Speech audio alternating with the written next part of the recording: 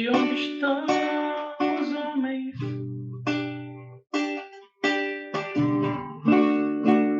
Há um grande leilão. Dizem que nele é uma princesa à venda, que veio junto com seus súditos, acompanhados de um carro de boi. Eu quero ver quando o zumbi chegar. Essa é a bancada feminina, feminista, LGBT e plural. Se essa rua fosse minha, eu sou Célia Regina, mãe, mulher, feminista, anti-LGBT-fóbica, antirracista. E esse é o Kleber Rosa e eu estou muito feliz. Gente, que coisa boa ter um candidato a governador do estado da Bahia, assim, super gato. Eu já pedi permissão à esposa dele para fazer esse elogio, ela me autorizou. A gente concordou que é melhor ter um marido bonito, né? Que a mulherada acha bonito, né? Então, além de ser assim super gato, cara super culto, que veio hoje para essa bancada, porque a gente precisa, nessa construção, o que a gente precisa? A gente precisa de homens progressistas, homens pró-feministas, homens que compreendam a nossa luta, que compreendam as nossas dores, que estejam do nosso lado, ao nosso lado, que estejam nos fortalecendo, nos impulsionando para a luta. E o Kleber Rosa é bem esse mesmo, e é por isso que ele hoje está aqui, nos deu a honra de vir abrir esse programa com a gente. E antes que a gente entre na pauta, e antes que eu apresente o Kleber, eu quero dizer para vocês o seguinte, que o nosso podcast, lembrar vocês que acontece toda quarta-feira, às 19 horas, no nosso canal no YouTube, YouTube/Se Essa Rua Fosse Minha e Tua. No Instagram, nós estamos lá, Se Essa Rua Fosse Minha BR. Meu perfil, celiaregina.arouca. E a gente também está comercializando umas canecas. Aí, se você quiser contribuir com a nossa bancada, você pode comprar as nossas canecas. E eu quero fazer um agradecimento especial hoje para a Beth, da Casa do Artesão, que é do Imaginário Sertanejo, que confecciona essas roupas aqui. Essa camiseta foi ela que confeccionou. Ela faz tudo bordado, ela faz almofadas, vestidos, camisetas, painéis, ela faz muitas coisas bonitas. Inclusive, esse cacto que está aqui, vocês estão vendo, foi a Beth que fez também. Eu quero agradecer demais, porque a Beth, ela tem sido uma colaboradora, uma amiga, uma parceira, não só dessa bancada, mas ela me liga sempre, diariamente, para saber como está a minha saúde. E eu quero mandar um abraço muito especial para a Beth. A gente vai falar hoje, gente, sobre o analfabetismo na Bahia, que é um acontecimento, um fato. O Kleber vai falar melhor sobre o que é isso. O que é o analfabetismo na Bahia? Por que pesa tanto isso? Porque há tantos anos, há décadas, eu ouço falar sobre o analfabetismo na Bahia. Por que o estado da Bahia ainda é tão marcado pelo analfabetismo? Para a gente falar sobre isso, a gente convidou o Kleber. O Kleber é cientista social, ele é graduado pela Universidade Federal da Bahia, pela UFBA, é especialista em educação inclusiva e diversidade, ele é mestre em educação de jovens e adultos, que é o EJA, pela Universidade do Estado da Bahia, é professor de Sociologia da Rede Estadual de Ensino. Então, o cara sabe muita coisa, né? Então, Kleber, bem-vindo à bancada. E fala pra gente um pouquinho aí sobre a sua vida. Eu acho que eu não falei tudo, não, né? Só li um pouquinho do seu currículo é imenso. Falei, nossa, dá um prazer em votar num candidato desse. Alô, essencial. Quem é Kleber? Quero agradecer imensamente seu convite para estar aqui fazendo esse bate-papo. Eu que tomei falta, né, no debate anterior, fui convidado para estar naquele outro debate, infelizmente a agenda muito agitada terminou gerando aí um ruído na minha comunicação, não foi na sua, não foi na minha mesmo. Então, me desculpo de antemão contigo aqui publicamente, com a turma que acompanha sua movimentação aqui, seu trabalho, e me digo que estou muito feliz de estar aqui, de estar fazendo esse bate-papo contigo. E fui desafiado aqui a abrir tocando, me atrapalhei um pouquinho ali, não sou músico, não. Ao contrário, eu sou professor, né? E como professor, como educador, a gente recorre aos mais diversos, as mais diversas estratégias, né? Para usar mesmo como elemento de ordem pedagógica. Então, eu costumo usar a música e o violão mais como elemento pedagógico, com a minha prática pedagógica, do que de outra forma. Então, de fato, eu não sou músico, eu sou um professor que toca violão, diria isso. Já E tá toco. ótimo. O que mais? Pois é, assim, Porque eu vi outras coisas no seu currículo, não fica enganando a gente, não, que tem mais coisas. Quem é Kleber? Quem é Kleber Rosa? olha, eu sou um homem negro antes de qualquer coisa, é assim que eu me situo no mundo, é assim que eu me coloco no mundo, é a partir dessa condição que eu caminho, que eu transito, que eu construo a minha militância, que eu construo a minha história, né? Que eu estabeleço as minhas relações. Digo isso porque desde muito cedo eu tomei consciência da minha condição racial e do que isso implica na minha caminhada no mundo, né? Costumo dizer que eu sou um sobrevivente e digo isso com uma estatística triste e pessoal, porque parte significativa dos meus amigos de infância, com quem eu joguei gude, com quem eu empinei a raia, com quem eu joguei bola, ficaram pelo meio do caminho, infelizmente, morreram. Então, quando eu penso na minha infância, na minha adolescência, eu penso a partir desse lugar do sobrevivente, daquele que conseguiu escapar da estatística mórbida da morte por conta da violência que é submetida, a qual nós somos, né? Nós negros, sobretudo homens negros, são submetidos, ainda que essa violência atinja hoje as mulheres de uma forma maior, cada vez maior. As mulheres também começam a ser vítimas dessa violência mesmo propriamente dita, do ponto de vista da violência urbana, dessa coisa da policial, né, que envolve a política de drogas, enfim, né? Óbvio que as mulheres são atingidas por outras tantas violências que são específicas do universo da condição, né, de mulher, e foi o debate, inclusive, que você fez na live anterior. Então, assim, eu me coloco no mundo como um sobrevivente, caminhei no mundo dessa forma, e tudo que eu fiz na vida, desde que eu tomei consciência dessa minha condição, que foi muito cedo, né, ainda como garoto, ouvindo as músicas do Olodum, convivendo no bairro onde eu morava quando criança, que era o Engenho Velho da Federação, aqui em Salvador, que é um bairro que pulsa cultura negra, um bairro que tem os principais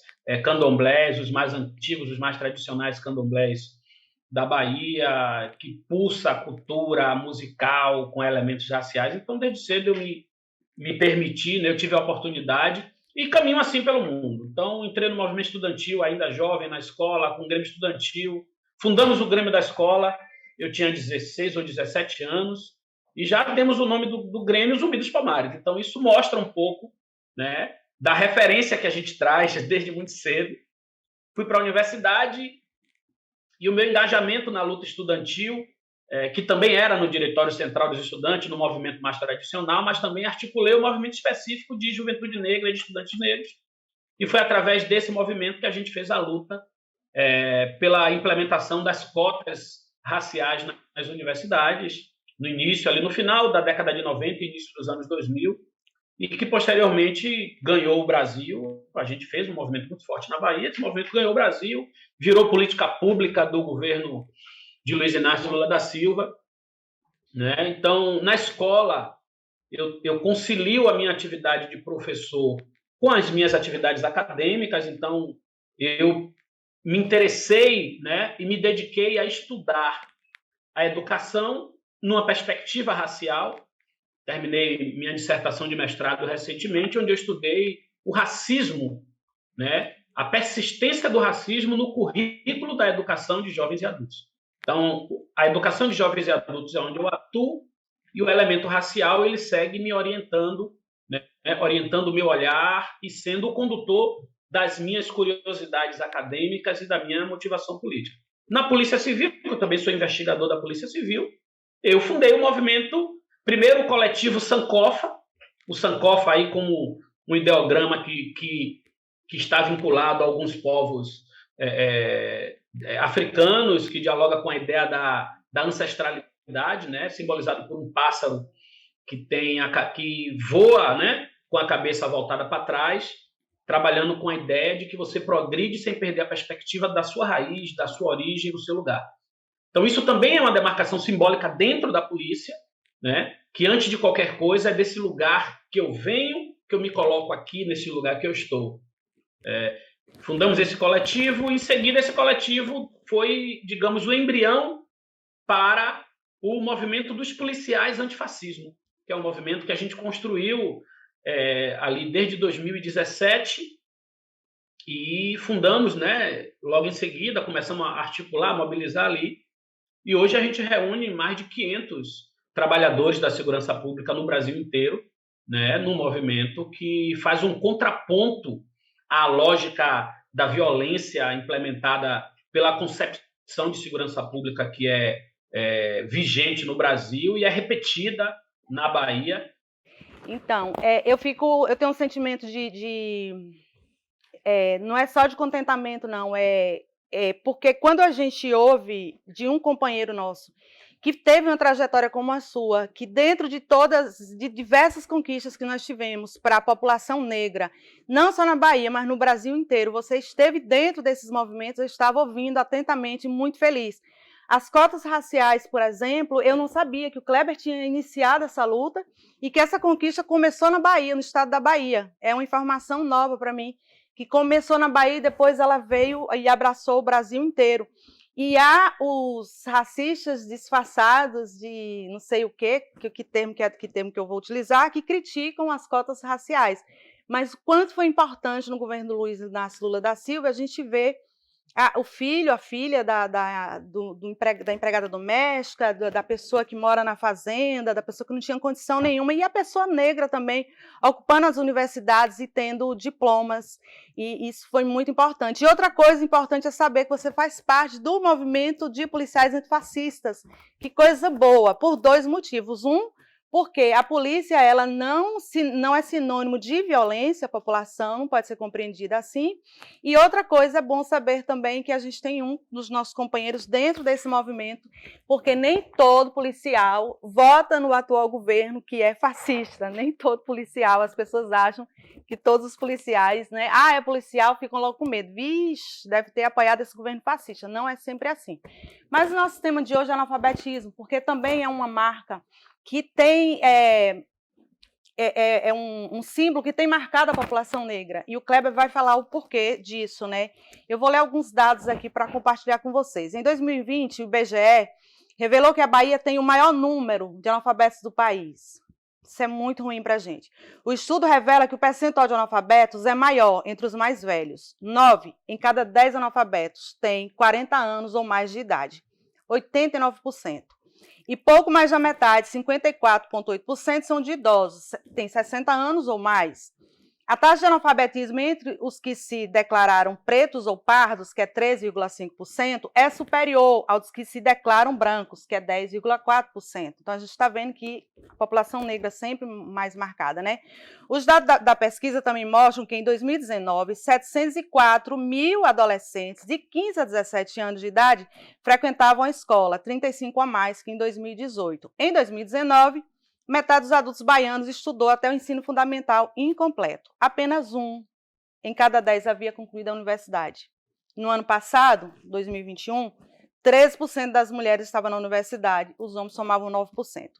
A pesquisa do IBGE mostra ainda que, em 2019, 31% das crianças de 0 a 3 anos estavam em creche e, na faixa de 6 a 14 anos, todos frequentavam a escola. Então, Kleber, diante desse quadro, que é triste, que é lamentável, e eu passei um período na educação, acho que uns 3 anos, mais ou menos, com o então governador Jacques Wagner, e acompanhei de perto essa nossa luta contra o analfabetismo na Bahia. Diante desses fatos, como é que você identifica, assim, quais são as falhas? Quais foram as falhas do governo do Estado? Teve falha? É falha de gestão? É falha de governo? É falta de política pública, do governo municipal, dos governos municipais, do governo estadual? Ou como é que você faz essa leitura? Olha, eu faço uma leitura um pouco mais profunda do que falhas. Eu acho que nós precisamos entender a educação como instrumento de libertação, como instrumento de humanização. né? O racismo ele atinge fortemente, ele incide fortemente sobre esses números. Não podemos analisar esses números sem analisar o racismo como elemento estruturante dessa relação, né? Eu estou trazendo um pouco aqui do que eu discuti na minha dissertação, né? A persistência do racismo no currículo da educação de jovens e adultos. Por que é importante a gente trazer a educação de jovens e adultos para esse debate sobre analfabetismo? A educação de jovens e adultos, ela é justamente a política existente para atender às pessoas, né? Para atender aos estudantes que não puderam estudar no período regulamentar, né? No seu percurso regulamentar, ou que precisaram, por algum motivo, abandonar a escola, deixaram a escola, deixaram de estudar ainda no meio do seu percurso. Então, a EJA é a política que existe, de fato, para atender a essas demandas. Podemos dizer, portanto, e eu concluiria dessa forma, Célia, que a EJA é a nossa política de enfrentamento ao analfabetismo. A gente talvez não precise nem criar nada diferente. A gente só precisa valorizar a EJA, intensificar a EJA como uma política que precisa ser universalizante do ponto de vista de atender toda a demanda por alfabetização. Qual a dificuldade que isso não acontece? Política pública, falta de vontade política? Por que a EJA não é universalizada? Por que não tem esse alcance? É falta de compromisso dos governos com a educação popular, com a educação do povo. Aqui em Salvador, para você ter uma ideia, a gestão carlista, no final do ano passado, fechou 42 escolas de EJA. Imaginem, nós estamos falando de uma cidade de Salvador com 13% de pessoas analfabetas. Como é que você fecha a EJA? Qual é a justificativa para fechar? Não tem número suficiente de alunos para formar turmas na escola. Só que isso é uma justificativa absurda, por quê? Porque o público da EJA não é só quem está matriculado, muito pelo contrário. O público da EJA é, sobretudo, quem não está na escola. Sim, perfeito. O nosso alvo, o nosso público é quem não está.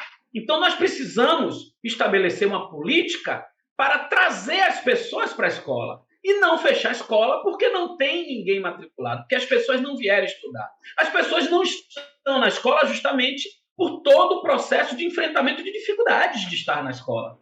Percebe como chega a ser algo cruel, como chega a ser algo perverso? Sim, Se eu tiver a justificativa de não tem quem queira estudar, eu fecho a escola. Então, eu fiz esse debate, eu quero te pedir um parêntese, porque quem tem a propriedade é você, que é professor, está na sala de aula e tal. Mas os anos que eu tive a oportunidade de trabalhar no governo Jacques Wagner, eu tentava convencer as pessoas, os gestores, do que você está falando, que a solução não estava em fechar escolas, a gente precisava compreender por que estava havendo aquela evasão escolar, por que a gente não estava tendo aluno no EJA, por que a gente não estava tendo até o aluno no ensino fundamental mesmo, que é para o governo do estado ainda tinha.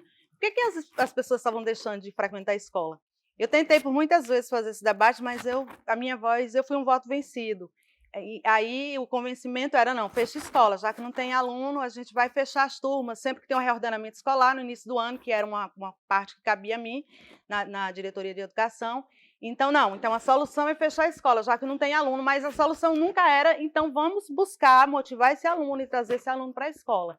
E aí eu preciso te ouvir sobre isso, porque eu tenho essa inquietação,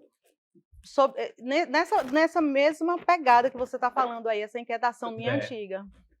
Pois é, o nosso olhar precisa ser esse. Quem é o nosso estudante? O nosso estudante não é quem está na escola necessariamente, não é só quem está na escola. O nosso estudante é aquele analfabeto, aquela pessoa analfabeta que nunca veio para a escola. Ele é nosso estudante. A gente precisa conquistá-lo de volta. Mais do que isso, a gente precisa criar condições, oferecer condições para que ele possa retornar. Isso passa por uma série de elementos. Isso passa por uma política de estímulo e de garantia, né? É necessário que dê garantias. As pessoas vivem em situações de vulnerabilidade sociais as mais diversas e nós precisamos ter um olhar voltado para as especificidades desses estudantes. Existe um aspecto geral, universal, nesse universo? Existe, sim. Existe. Nós podemos falar sem tergiversar. Nós estamos falando de um público de trabalhadores e trabalhadoras, homens e mulheres, negros e negras, chefes de família, que têm ocupações ao longo do dia, que cuidam de filhos, que cuidam, às vezes, de netos, e que esses elementos em conjunto, né, às vezes são trabalhadores, né, em boa parte deles, inclusive, desempregados, que passam por dificuldade social, muitos estão, inclusive, inseridos em contexto de insegurança alimentar. Então, não é simplesmente abrir a escola e dizer, venha, se você não vem, eu vou fechar. Sim. Percebe? Então, assim, se nós temos um compromisso sério com o enfrentamento ao analfabetismo é um trava-língua, viu? Analfabetismo, nós precisamos ter esse olhar de garantir as condições para que esses nossos alunos venham para a escola. Então, fechar a escola com a justificativa de que está vazia, que gente não se matriculou, chega a ser, ao meu ver, chega a ser criminoso, né? Esse tipo de compreensão extremamente cruel. Só para você ter uma ideia, Célia, na minha escola, eu já trabalhei em mais de uma escola de EJA ao longo da minha vida, e eu tenho um exemplo das últimas 3 escolas que eu trabalhei nos últimos 6 ou 7 anos.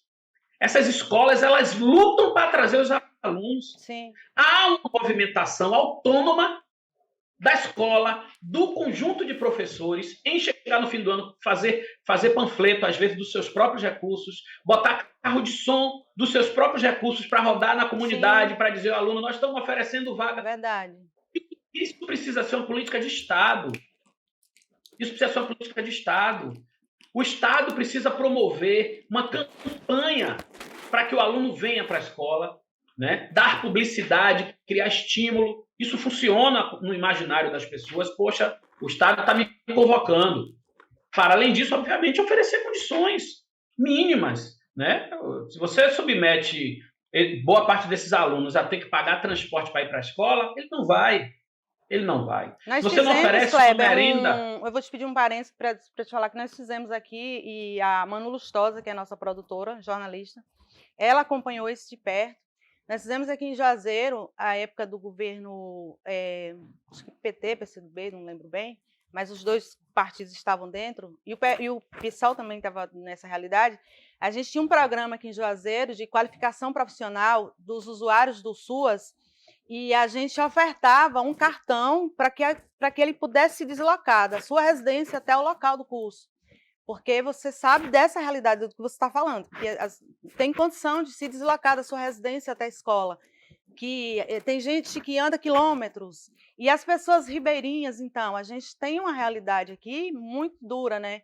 Porque tem também as pessoas que moram nas regiões ribeirinhas aqui do Rio São Francisco, e aí como é que essas pessoas vão chegar até as escolas, as unidades escolares? Então, toda essa realidade precisa ser discutida pelos governantes, e eles precisam ser sensíveis.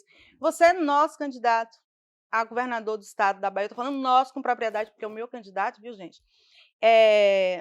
Essa realidade, o que é que você pensa sobre como você mudaria essa realidade? O Kleber está governador do estado, o que é que ele pensaria nisso, para mudar essa realidade?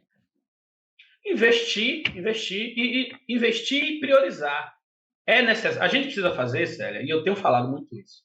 Nós precisamos fazer um programa muito sério de distribuição de renda no nosso estado.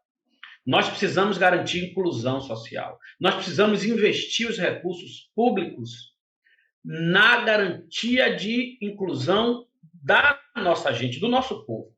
E essa inclusão passa por todos esses aspectos, né? Não é só jogo de palavra quando eu digo que nós precisamos fazer na Bahia a abolição que o Brasil nunca fez. Porque se trata disso. Se trata de resgatar nosso povo de um processo secular de exclusão, né? Um processo secular de exclusão que tem data. E a Sim, data é o dia 13 de maio, é 13 o de dia maio. 14 de maio, que é o dia seguinte, né? Nós não tivemos a abolição no Brasil. A abolição, ela foi, na verdade, um projeto genocida. A abolição foi pensada pela elite branca brasileira apostando na nossa inexistência, apostando que a gente não iria continuar existindo, né? E isso não é expressão só, isso não é jogo de palavras, isso é dado concreto, isso está na história. Isso se confirma pelas legislações da República, né? Pela reforma urbana, por exemplo, que foi feita pela Prefeitura do Rio de Janeiro, que era na época a capital, quando derrubou os locais de moradia da população negra escravizada anteriormente, sem promover uma política de habitação. O que é isso senão um saia daqui, um suma da minha frente? E foi dessa forma que a população negra carioca daquele período subiu o morro. E foi aí que começa a nossa exclusão dos centros urbanos, sabe? Então toda a nossa república, ela é pensada sem a gente. Ela é pensada contando que nós não existiremos a médio prazo. Isso está nos conceitos protocientíficos da época, com a eugenia.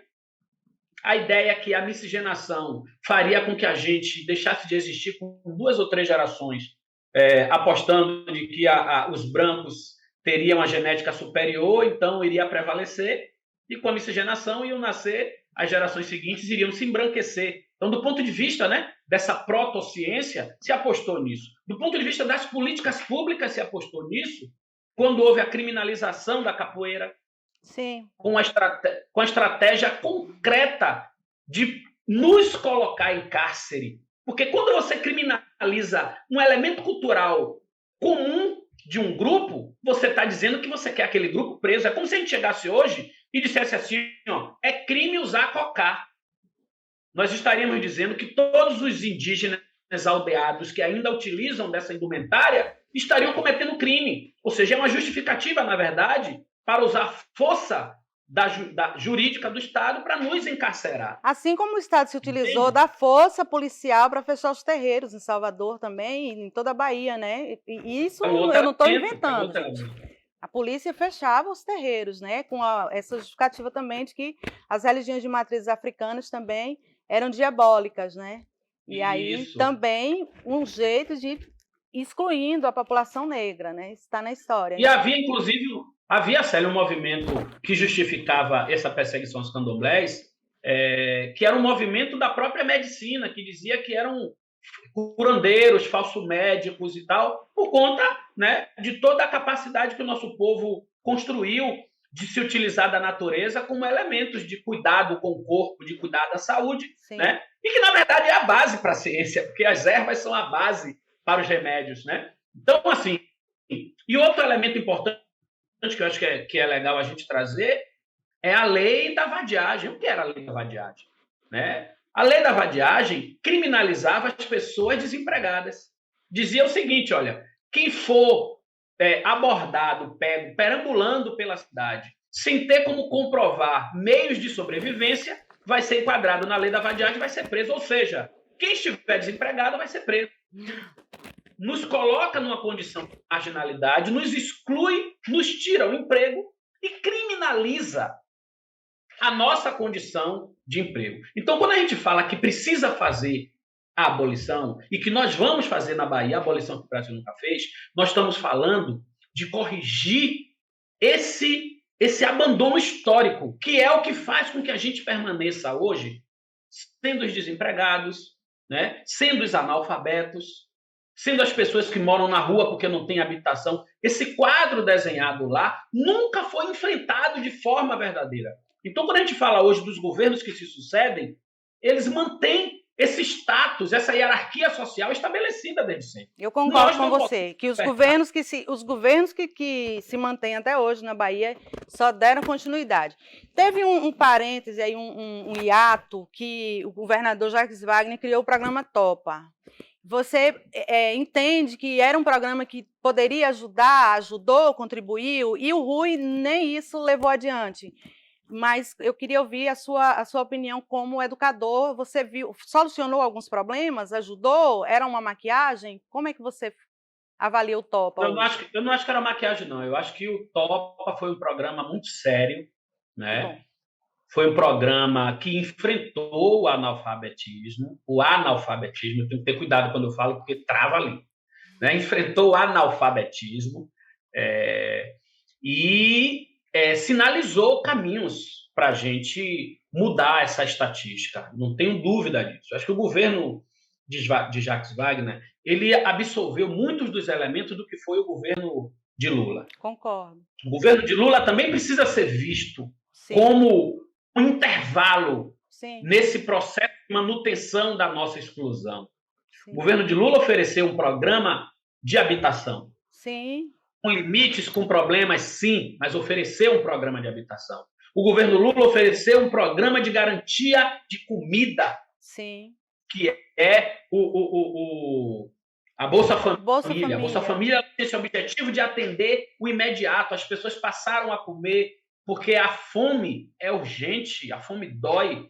E só quem passou fome sabe o que é a dor da expectativa de ganhar a comida, de achar a comida. Eu falo achar porque nem sempre é ganhar do ponto de vista do trabalho, porque às vezes não tem um trabalho. É achar do ponto de vista de ir em algum lugar e mexer num balde de lixo, né, para achar uma comida. E eu falo isso, Célia, com a propriedade de quem sabe o que é a fome.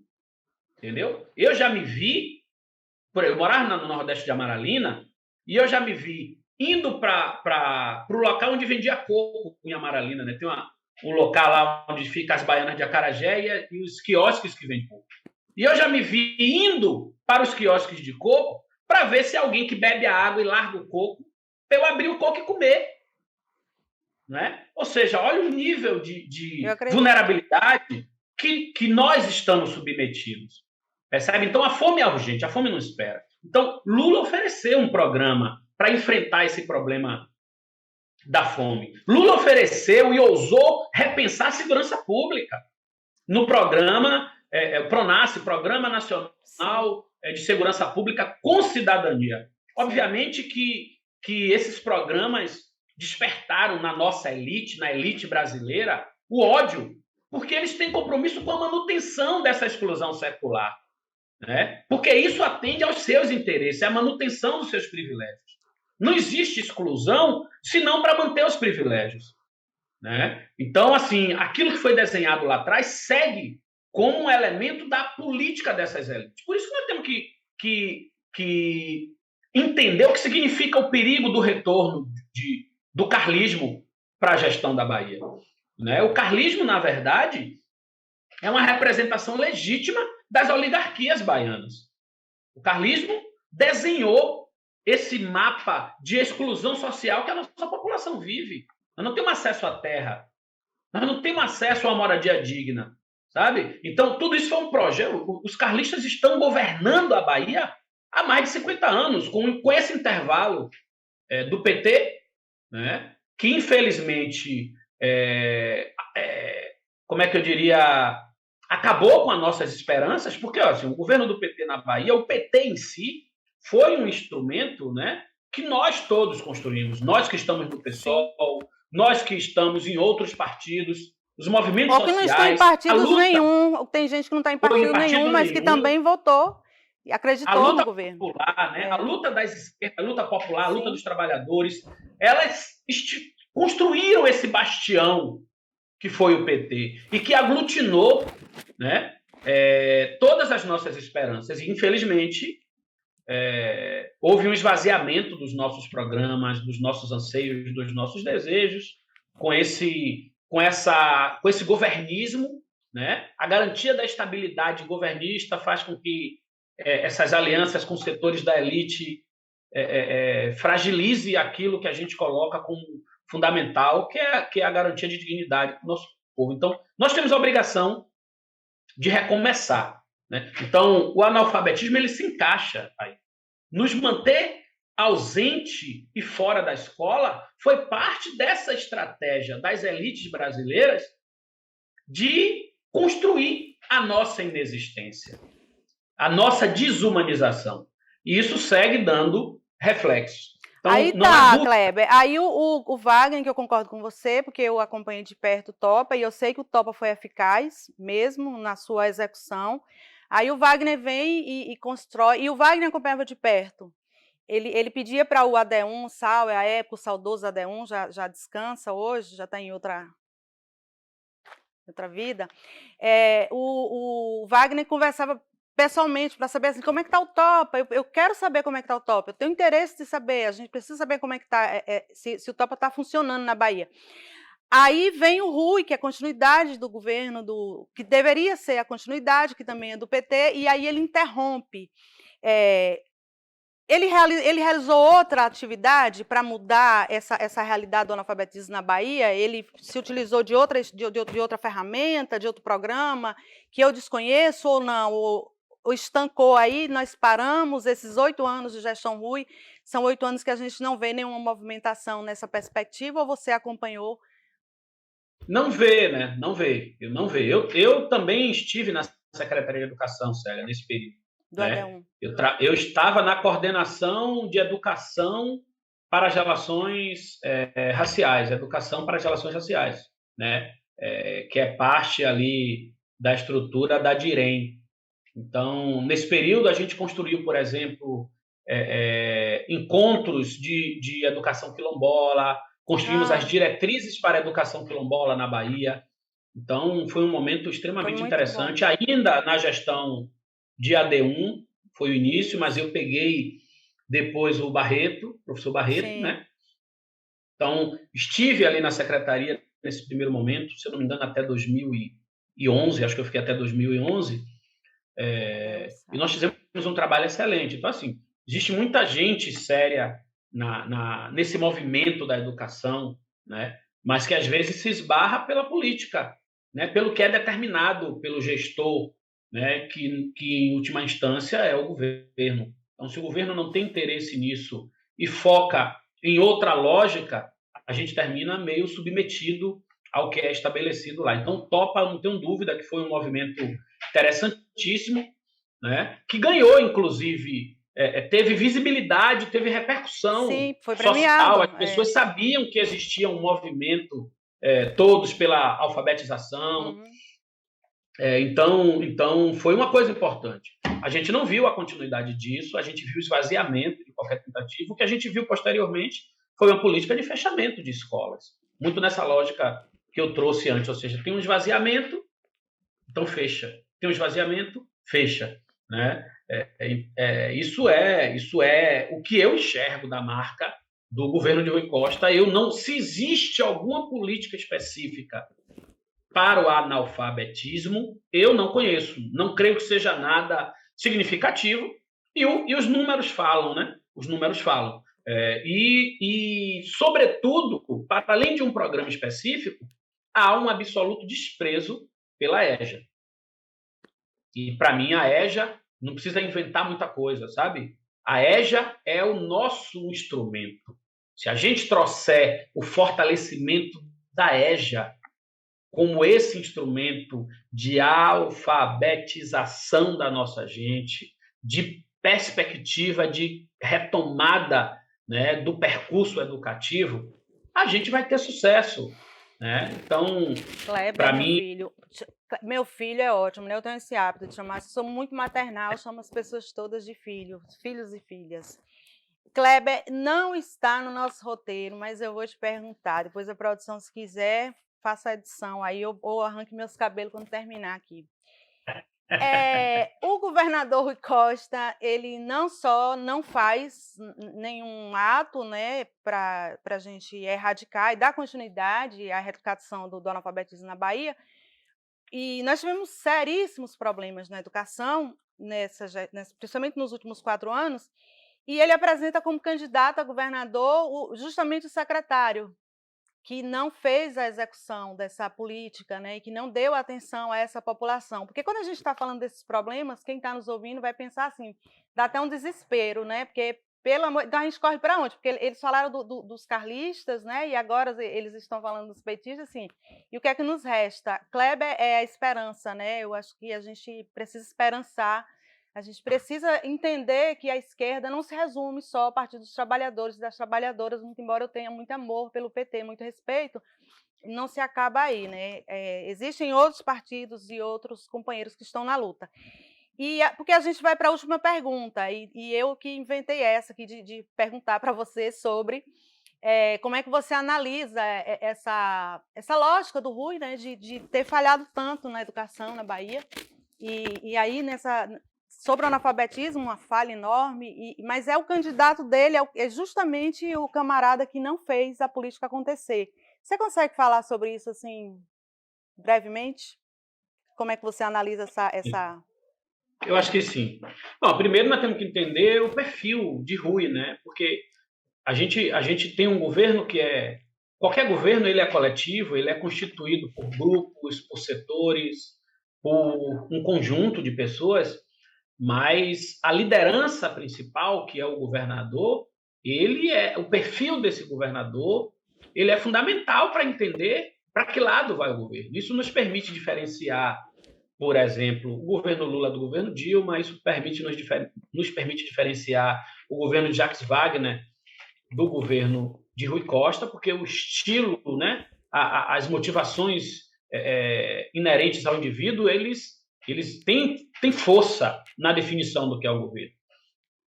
Rui Costa, ele, ainda na gestão de Wagner, quando ele era secretário da Casa Civil, se eu não me engano, ou era secretário de Relações Institucionais. Já foi da Serim, depois da Casa Civil, Pois é. Assim, ele era a figura que representava um pouco ali o que era o governo de Jacques Wagner.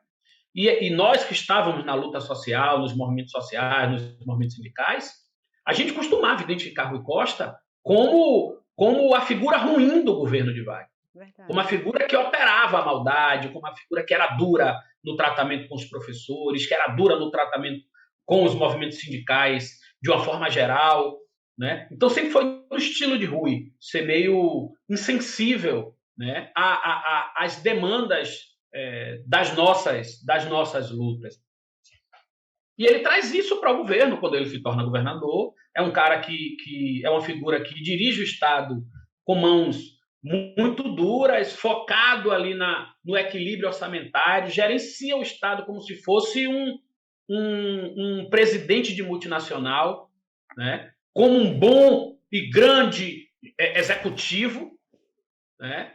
Preocupado em foco em manter as contas e abandonando em absoluto as demandas, né, que requerem mais do que responsabilidade nas contas, né? Requerem sensibilidade para saber o que movimentar nessas contas para atingir, né, para atender a esse público e saber enfrentar o outro público, porque não tem dinheiro sobrando no Estado, né? Não sobra dinheiro. Se falta para um, é porque teve um outro setor, sim, um outro segmento que foi melhor atendido. Então, Rui faz essa opção de atender a setores do segmento já incluído, já beneficiado, setores empresariais, o agronegócio, né, e tantos outros, e secundariza as questões de ordem social. Então, isso é a marca, para mim, do que é Rui Costa. Quando ele escolhe Jerônimo, a análise que eu faço, tem dois elementos. Primeiro, ele quer escolher alguém da confiança dele, né? Ele indica alguém da relação pessoal e da confiança absoluta dele. Diante do que foi posto como alternativa, depois da saída da opção do Jacques Wagner, e eles disputaram, né? Pelo menos é a leitura que a gente faz, eles disputaram quem indicar. Rui Costa saiu vitorioso na indicação, indicou alguém que tem relação, tanto sim que Jerônimo, até então, e eu tenho cobrado isso publicamente, ele precisa dizer se ele vai ser o novo Rui, sim, e vai repetir o modelo Rui, ou se ele é capaz de reconhecer questões sensíveis e problemáticas do governo Rui e se propõe a discutir o avanço dessas questões. E até agora eu não vi ele se colocar. O que ele tem feito é uma defesa incondicional das políticas e do modelo adotado por Rui. E, nesse sentido, é muito ruim, né, para todo mundo lidar com isso. E eu falo que é ruim porque, assim, nós estamos apresentando um projeto alternativo porque nós queremos, Célia, representar a esperança. Nós queremos dizer para o nosso povo que não precisa optar pela continuidade de algo ruim, pelo medo da volta do pior. E é pior. Nós não temos dúvida que a volta do carlismo para a Bahia é entregar o estado da Bahia de volta ao que existe de pior do ponto de vista das oligarquias baianas, né? Que, na verdade, utilizam o Estado para sugar, né? É um verdadeiro sugador das estruturas do Estado para determinados grupos privilegiados. É a manutenção dessa estratificação social, nos mantendo nos bolsões de exclusão, né? A diferença do PT, e onde a gente aponta as nossas críticas para a experiência do PT, sobretudo de Rui Costa, é de ter abandonado o nosso desafio de superar essa estrutura social e apontar um processo de inclusão, como foi feito por Lula, Sim. em que pese os limites do governo Lula, e nós entendemos muitos limites, não à toa que nós construímos o PSOL, não é? Mas o Lula, ele aponta para isso, ele faz um movimento de ruptura com a naturalização da fome, com a naturalização da miséria. Aqui a experiência do governo do PT na Bahia, ele falha com isso. Então nós não precisamos trazer o nosso algoz porque o nosso próximo falhou. O que nós precisamos é recomeçar a nossa luta, é não abrir mão. E a nossa tarefa, Célia, nesse processo eleitoral, é dar esse recado para o nosso povo, é dizer, olha, beleza, isso aqui que a gente apresentou falhou. Bora continuar. Sim. Bora começar de novo, porque nós não podemos perder as esperanças. A gente falhou, mas a gente precisa continuar, não dá para a gente parar. A gente falhou, a gente acreditou, a gente achou que ia dar certo. Abrir mão. Não deu, o que a gente vai fazer? São pessoas humanas. Kleber, a última pergunta é, você é governador do estado da Bahia, se essa rua fosse sua, o que é que você faria? Repita, por favor, Célia. Você é governador do estado da Bahia, você foi eleito, deu tudo certo, os orixás abençoem agora essa minha fala. Você foi eleito governador da Bahia, se essa rua fosse sua, o que é que você faria? O que é que você faria com a rua, com o estado, com o bairro, com a federação do engenho, enfim? O que é que você faria assim para mudar? Por onde você começaria, o que é que você faria? A gente começa com a reforma, né, com a reestruturação do próprio Estado, né, da própria estrutura organizacional do Estado, que nos possibilite inverter prioridades. Algumas coisas, só para você ter uma ideia. Nós precisamos fazer uma reforma tributária, nós precisamos repensar a tributação baiana, pensando em distribuição de renda. Nosso elemento central é distribuir renda. Nós temos um Estado que é uma economia forte no Brasil.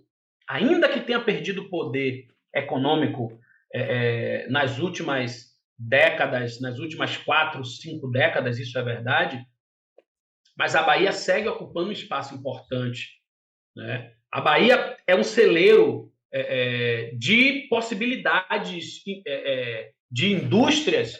Quando eu falo indústrias, eu não estou só falando em fábricas, não. Nós estamos falando de indústria, por exemplo. O carnaval é uma grande indústria. Nós temos uma indústria cultural que pode estar a serviço, né, da inclusão social, em benefício do nosso povo, né? E só para tomar como exemplo o carnaval, né, é uma indústria que movimenta milhões para a Bahia, mas que segue não distribuindo renda. Nós temos uma pequena elite do carnaval que absorve toda a riqueza com o aval do Estado, que é quem faz a festa. O Estado faz a festa, produz, promove.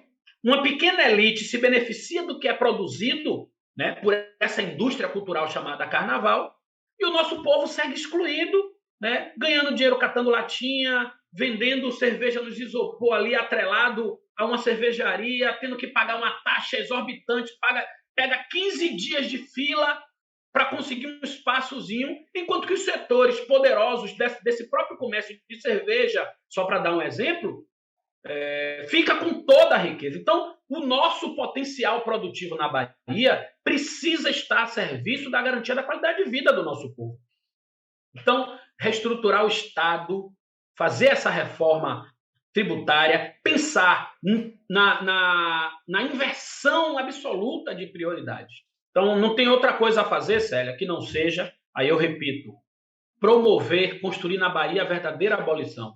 É garantir dignidade para o nosso, é resgatar o nosso povo para a sua cidadania plena. E quando a gente fala em cidadania plena, nós não estamos falando em luxo, nós estamos falando em dignidade. A gente não quer luxo, não precisa luxo, não precisa focar na riqueza.